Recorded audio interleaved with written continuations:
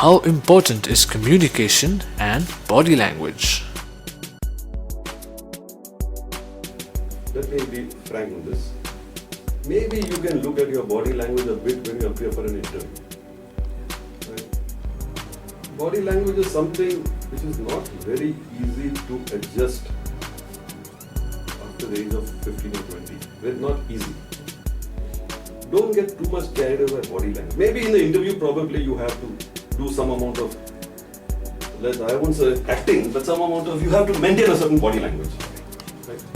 More important than body language is your communication. Again I repeat, you don't have to be an orator. You have to be clear and concise in what you are, in the ideas or the instructions that you are conveying. That is very important. And the higher you go in the ladder, you have to know your audience. Who are you addressing?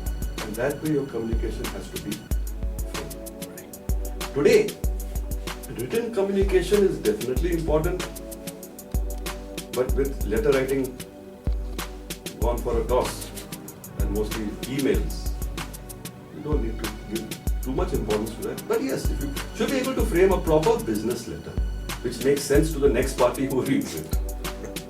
Right? But I would give more weightage to the spoken word.